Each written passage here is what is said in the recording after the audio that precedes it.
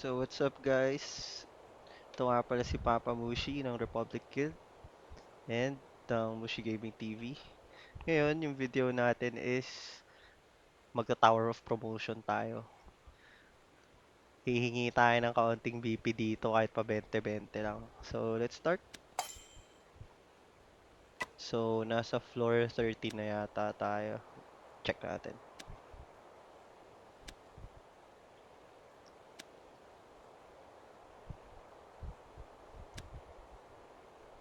So required na BP niya is almost 86,000. Check muna natin kung naka-skill config 2 tayo. Goods naman. Start na natin.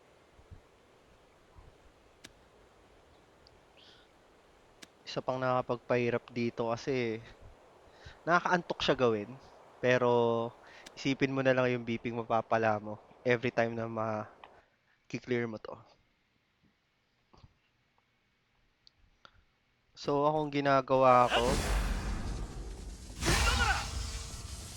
spam ng skill, dodge ng konti para ma-activate yung dagdag damage niya. Change ng camera view. Naan ko lang ng konti in-game na volume.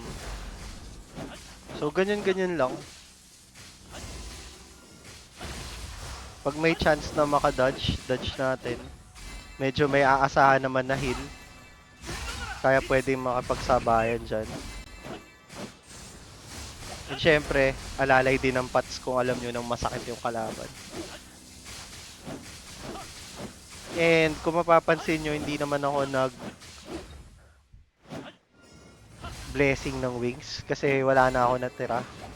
Trinay ko kasi mag-clear kanina ng Forbidden Land. 11-5 kaso wala eh. Kulang pa talaga ako sa damage. Kulang din sa oras. Although nakarating naman ako dun sa boss. Wala eh, di talaga kaya. Saka eto, lagi na lang ako nagba-buff para hindi din sayang sa oras. Para mabilis na din kasi aminin natin nakakainip to. Siguro mga 15 minutes matatapos ko na yung tatlong boss na to. So, ang tagal, nakakainip. Panay ganito lang. Wala eh, wala na akong mapagkukunan ng BP. So, madalas ginagawa ko to pag tapos na ako sa dailies ko.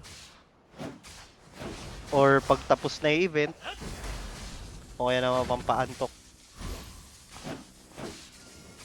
Pero kayo, nasa sa inyo na yun kung kailan nyo gagawin. Saka naisip ko rin na saka ko na lang i-spam per floor para hindi din nakakaumay. Para at least may progress kahit papaano. Sana lang yung spam pag hindi ko na kaya yung iba pang floors. Bale, ang goal ko is makakaakyat hanggang floor 20. Konting push na lang naman yun.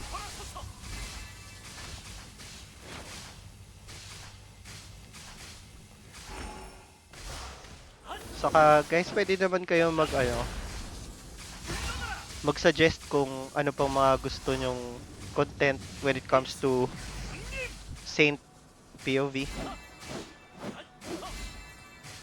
Magkakaroon din ako ng contents para sa mga ibang class like Light Sniper and yung kanina na in-upload ko which is yung sa kakasama ko Light Guardian si Mashu, kaguild ko rin.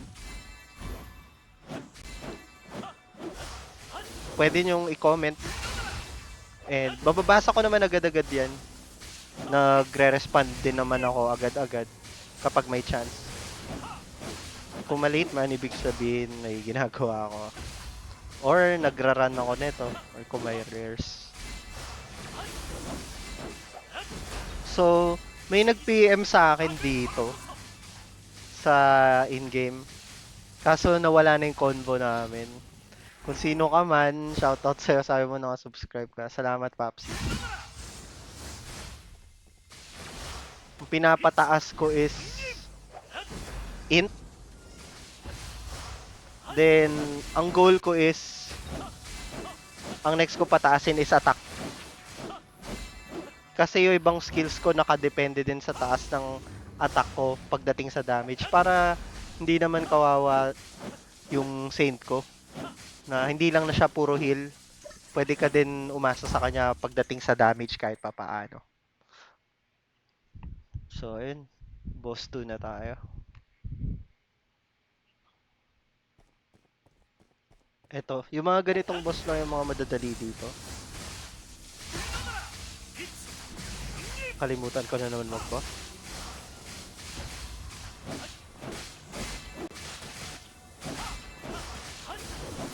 So, yung mga ginagawa ko dito, kung paano ko spam yung skills saka yung pagdadodge ko. Ganun din yung ginagawa ko doon sa Forbidden. Para din hindi masayang yung oras. Kasi parang every second counts pagdating dun sa Forbidden, lalo na sa ating mga Saints na wala namang damage. So hanggat may bato ka, bato mo lang din. Lalo na yung skill neto na magda-dodge ka sabay attack, hanggat maaari ginagawa ko yun. Kasi sayang din. Then hanggat may dodge, dodge lang.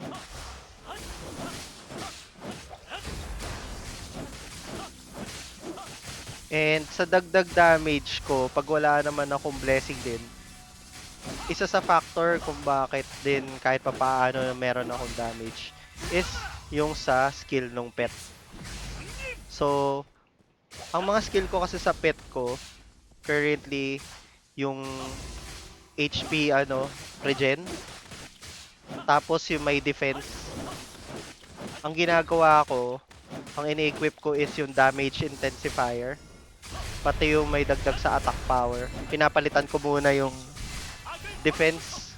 Kasi, medyo, ano nga ba to? Wala tayong attack at nakakadepende naman ako sa heal ko kahit papaano. Saka malakas loob ko kasi ang dami kong pots. 132 pots ko. Medyo hindi ko pa kailangan magtipid kasi marami akong pwedeng craft na pots.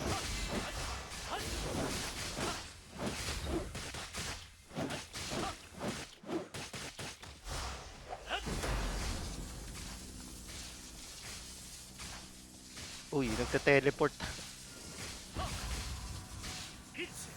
Sa ako napapansin nyo, hindi ako katulad ng ibang players na ilalapag nila kahit saan yung ward nila. Kasi nakasanayan ko na siya. Although trinay ko siya, siguro hindi ko natagalan ng isang araw. Convenient nga siya kaso yun yung nakasanayan ko pero tatry ko pa rin i-practice. Mahirap siya pag kunwari nagmamadali ka na eh. So, ang ginagawa ko, maharap na lang ako dun sa mismong boss or mobs, saka na lang ako nagkakast. Mano-mano. Saka minsan yung view ko ganito.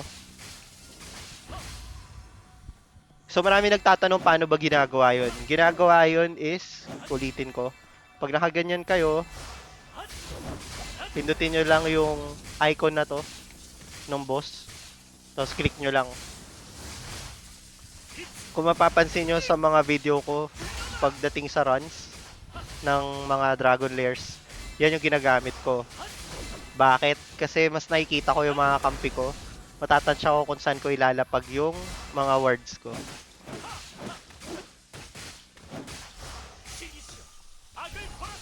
Kalimutan ko din pala, i-cast kagad yung ult kapag may chance. Saka ito yung dumadagdag yung dito. Sayang din kasi. Hanggat may effect sa kalaban, ginagawa ko.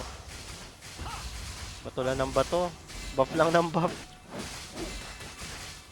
Kailangan mo lang din tutukan. So, isa to sa mga advantage ng Saint. Kapag nandito ako, talaga ang baon ko lang kasi isang heal. Kasi hindi naman ganun kasakit yung damage ng boss dito. Tapos yung dinadala ko na ito. Para may damage din kesa dun sa healing ward natin.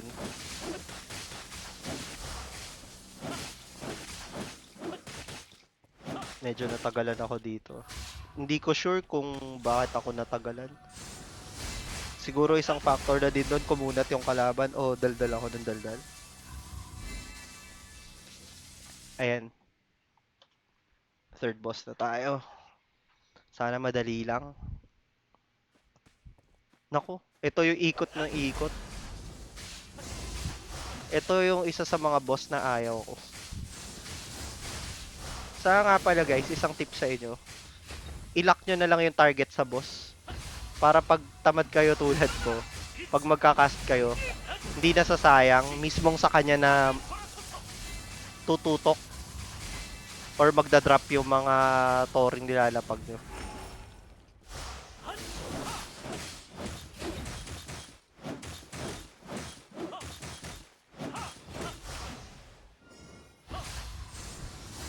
Wala pa tayong masyadong ma-upload or ma-content dahil wala pang ganap masyado sa Dragon Nest.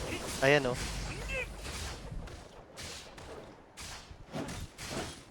Saka meron tayo isang subscriber na nag re-request SDN6 hard Saint POV. Actually guys, gusto ko siya gawin. Ang kaso kasi hindi nagma-match yung schedule namin ng mga ka-guildmates ko. Kasi meron sa amin nasa ibang bansa, yung iba naman nagtatrabaho.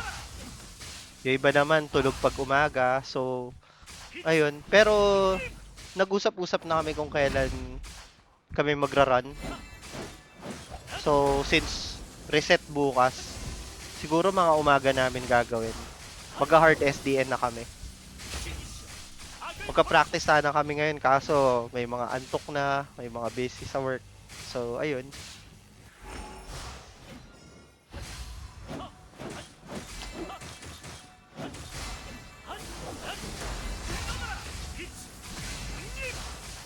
Saka napagtanto ko rin na kailangan ko na kahit papaano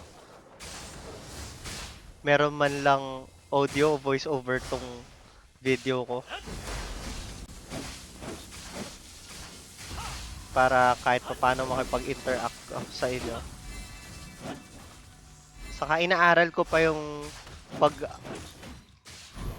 e-edit ng mga videos dito guys. Kaya sana maintindihan nyo at pagpasensyahan nyo na ako. Pero tinatry ko naman mag-improve habang tumatagal. Para kahit papaano ma-satisfy ko kayo. Saka salamat sa mga nagko-comment dyan. Kayo yung dahilan bakit ginaganaan ako mag-upload ng mga videos. Medyo malayo-layo pa tayo sa katotohanan ng 1,000 subscribers. Pero, ganun talaga eh. Tsaga-tsaga lang talaga. Saka sa pag-like at share nyo na ito, tsak, makakaabot tayo doon. Kaya, palag lang. Opya, cooldown skills. So, pag cooldown yung skills, wala lang, normal lang.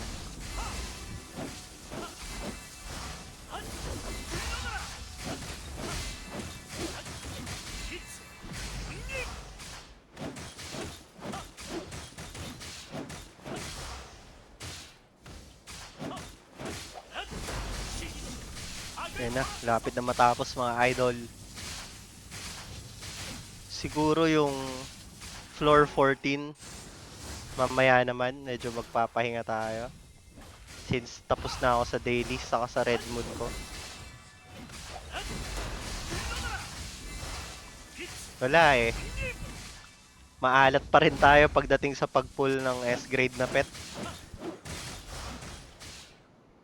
Medyo di tayo swerte dito. Yung iba, isang pull lang eh. Meron na kaagad S-grade na pet. Eh ako, Diyos ko, 900 na akong pull. Puro sama na lang ng loob naman pala ako. Ganun talaga, swertiyan lang. So, yun na nga guys. Natapos na natin yung floor 13. Comment na lang kayo guys kung anong gusto nyong malaman. Salamat sa inyo. At makakapag-BP tayo kahit papaano. 20 pesos. Uy, 22 naman ngayon. Eh guys, yun lang sa ngayon. Don't forget to hit the like button, subscribe, and share this video para sa suporta, para din ganahan pa tayo lalo. So, thank you guys. Till the next video. Salamat. Peace.